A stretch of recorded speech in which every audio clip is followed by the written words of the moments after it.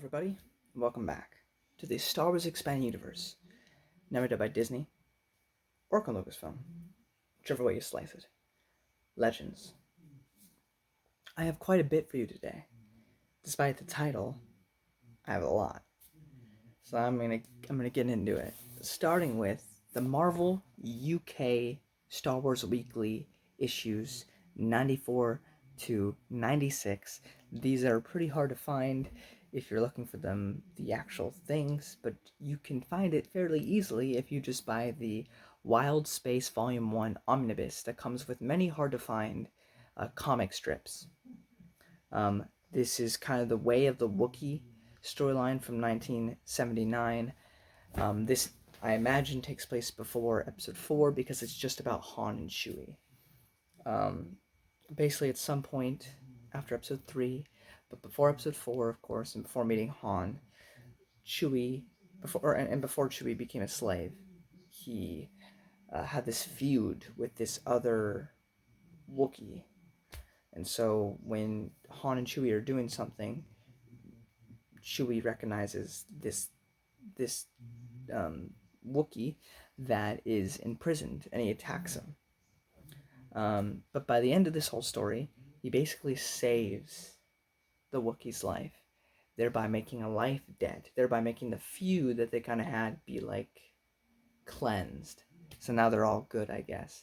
It's okay. It's this, little Marvel comic from the late 70s. It wasn't horrible, wasn't great.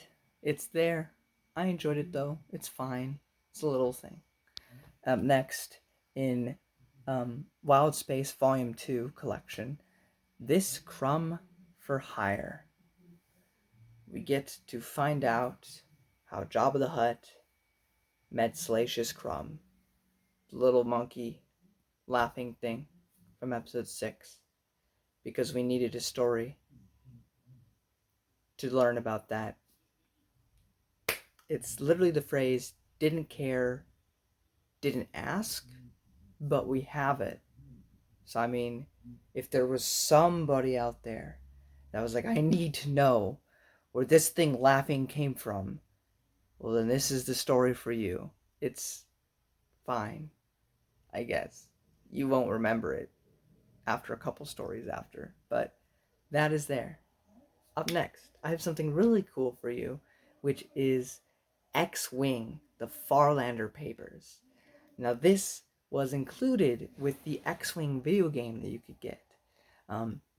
Basically, we follow this character, Kian, I don't want to say his name, Farlander. And we get to basically see, like, all the information about the ships, the factions, everything you would see in the video game, but through the lens of a story. Because he's reading about these things. So as he reads about it, we get the information. And I love how they do that. They didn't have to try that hard with this. This is, a little pamphlet thing that you get with the game. Like, nowadays, you don't even get pamphlets. I miss the olden days of video games. Where, like, you'd have, like most video games, you have, like, this nice, like, little stylized, thick, not, like, super thick, but, like that big. And you'd open it up, it's got all this art and pictures in it. Maybe a character bios. Old video game, little booklets used to be cool like that. But this is even more than I expected. I went into this and I saw 200 pages and I expected maybe like 20, 30 at most. 200 pages. It was wonderful. I mean, it's nothing crazy. Farlander goes and visits Agumar, which is a future book in the X-Wing series, which is cool.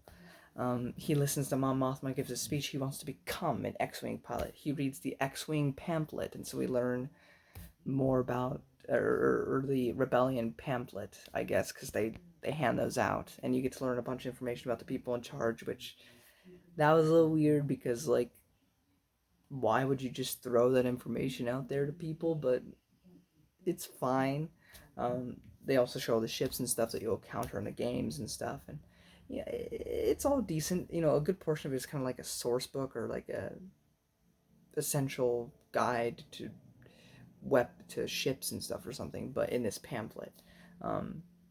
But yeah, overall, it's pretty decent. And by the end, you get a story of Farlander doing some cool heroics and becoming Lieutenant Farlander.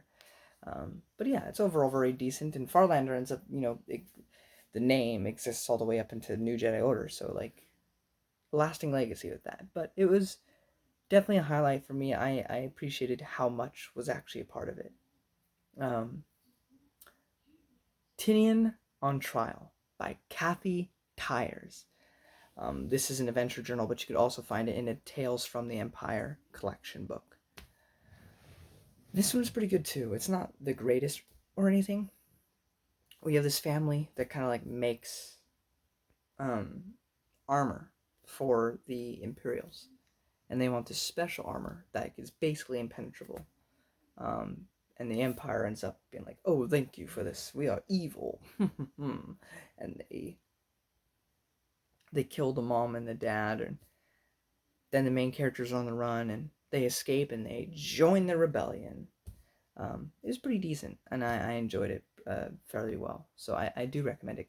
Tyres is absolutely wonderful. Now, this next part, have to preference. You don't need this, okay? If you find yourself in possession of it, cool. But these are like paragraphs to a page at most. They are not necessary. I only mention them because I have access to them. And you can find them online for free. I would not recommend paying money if you're just looking for additional story, because it's probably going to be a bit. But if you just want the story, you can easily find this stuff online. As I said, you get like a paragraph, so it's not essential.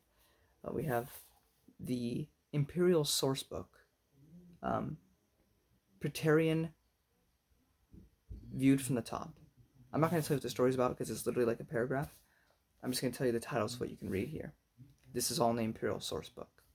The Assault on Protesk, Death of a Rebel Base,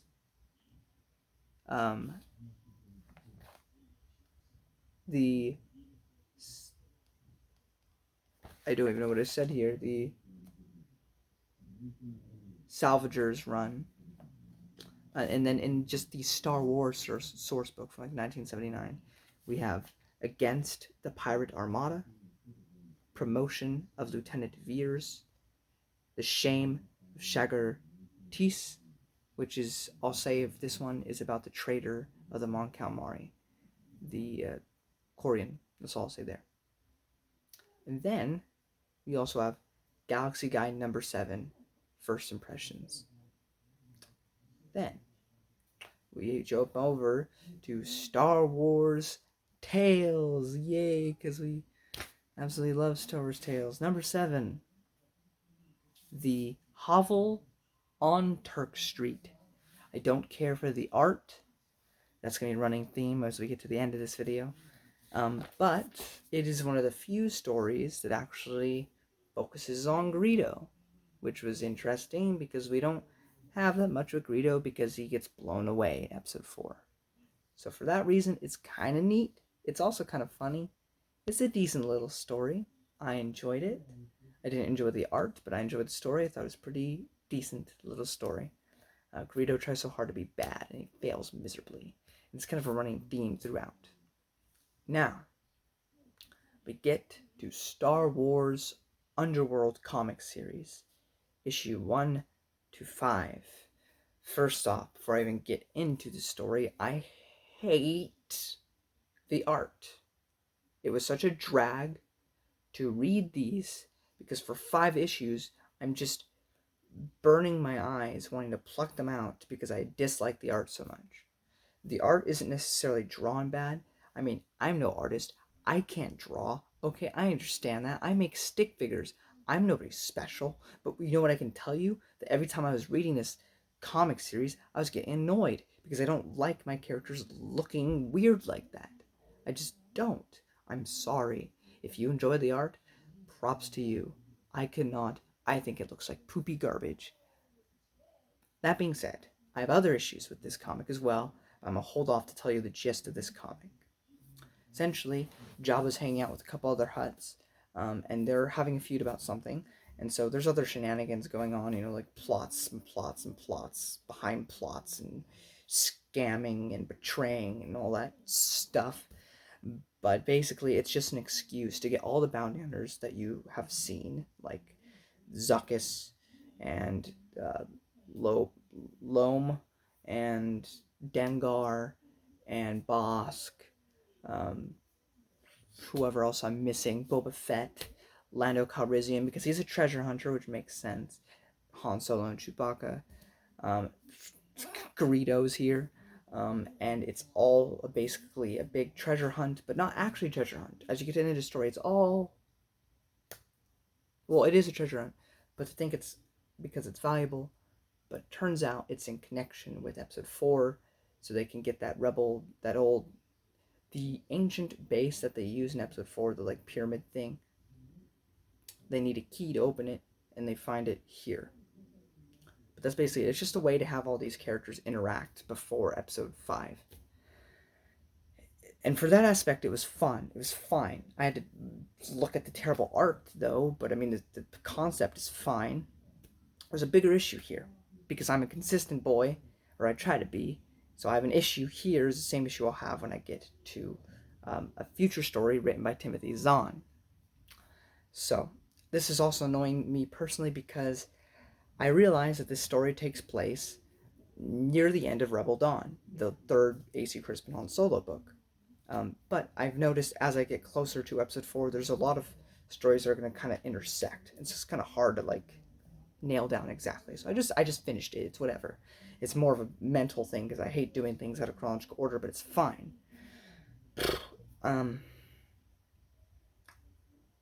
Near the end of Rebel Dawn, and this was like a year or two ago, so off of memory, I'm gonna read it soon. Again, Han, Lando, other people, Bria, all agree to go to, I forget where. I think it's Elysia. I don't remember. To do this thing. And by the end of it, it explains why Lando Calrissian is pissed with Han until episode 5, where they reconcile, right? Because episode 5 establishes that Lando is been unfriendly with Han since an undetermined point in time, and that book established why. Now this takes place after that section, but before the end of the book.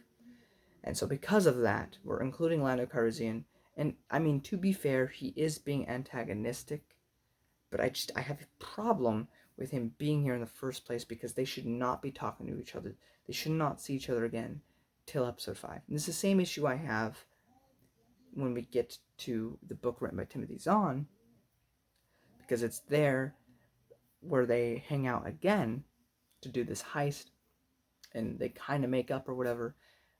To be fair, here they don't really make up, but they get along, which they shouldn't. He should just, no matter what, be pissed off if they're going to include him. But whatever. I mean, he does little jibes here and there, but it's... I don't know.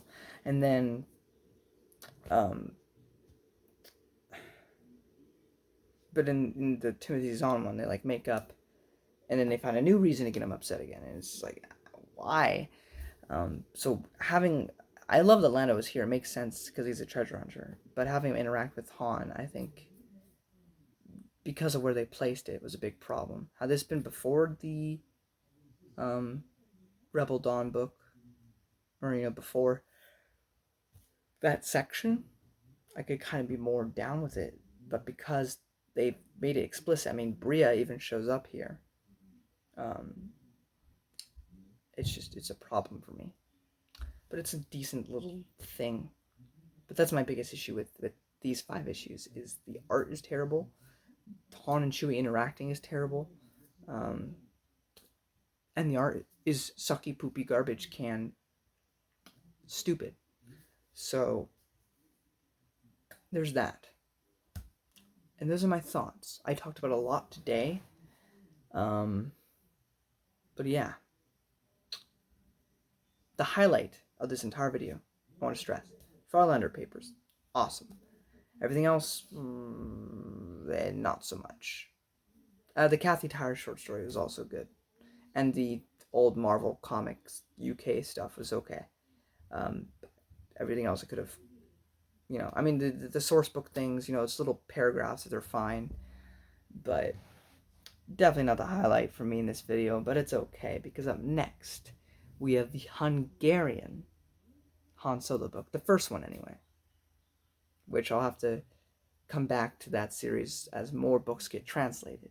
I'll talk about that more in the next video. Till then, guys, I keep doing this, sorry. May the Force be with you.